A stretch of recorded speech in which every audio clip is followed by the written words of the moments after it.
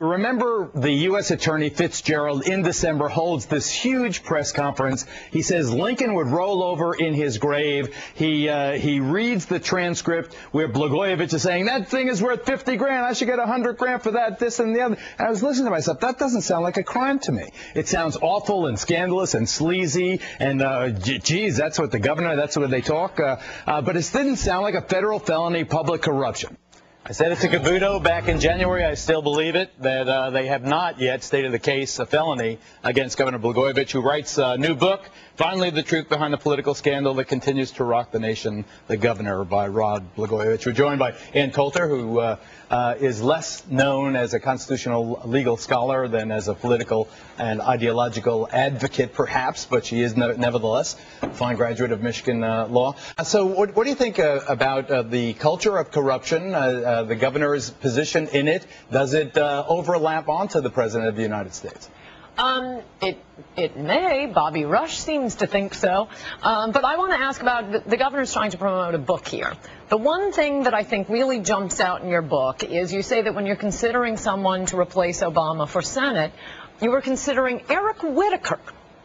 Now, Eric Whitaker was all over the Chicago papers at that time as having been recommended to the Illinois Health Board by, you know, who but Tony Rezko, Syrian nationalist, sitting in prison at that point. He was involved in the University of Chicago hospitals, what was it, the Urban Health Initiative, whatever it was, that's been accused of patient dumping. All these things aflame in the Chicago newspapers. And you say you were considering him for the Senate seat. Well, Eric Whitaker was my director of public health, and he was recommended to me by Tony Rezko and by then State Senator Barack Obama. Right. He also was a very close friend of President Obama's, and he was one option because I wanted to appoint an African American to the Senate seat unless I can get more done for people, which is what I ultimately first chose to do. He was a potential candidate. I'm a big advocate of expanding health care, unlike you, Ann. How could he be a potential candidate? How could you get that passed when he's connected with someone who's sitting in prison? I mean, he's not accused of a crime, but wow, his name keeps bubbling around, all these things that, and by the time you write the book, Bobby Rush is investigating these things. I mean, it's even worse by the time you write the book. If you were considering him, I don't think I'd put it in the book. Was Burris, and I suspect you weren't really considering Was Burris, in retrospect, a sound choice? And let me say, he did a good job for us at Public Health and helped us set records in terms of expanding health care for people, which I And he was recommended by Tony Rezko. And then State Senator Barack Obama, when both Senator Obama, President Obama and I both thought Tony Rezko was somebody different than what he appears to be. Yeah, but by the time you were considering him, Tony Rezko was sitting in prison.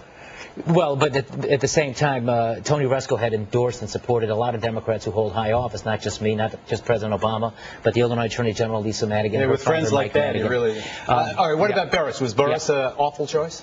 No, Burris was under the circumstances, Burris was a good choice. I mean, politically speaking, yes, but for the people of Illinois, in the way things turned out, where he seems so impeached, his credibility? I think he's gotten a bum rap, and I think part of the problem I write in the book is the hypocrisy of the National Democrats in the U.S. Senate. I write in the age of Obama how interesting it was that they didn't want an African American to take the Senate seat that Obama was leaving, not because it was racist, but it was racial. They felt they couldn't hold that seat, and so they feared Jesse Jackson Jr., they feared Danny Davis. So they didn't want you Luis allege that the Gutierrez. Democrats were racialist, as some people say. Joe Wilson, the South Carolina Republican, was racialist when he called the president. Yeah, but that's nonsense. What he's saying, I think, is true about Burris. I can't believe how the Democrats have ganged up on him and how they just treat him like a second-class citizen. What, he's not as good as the other senators?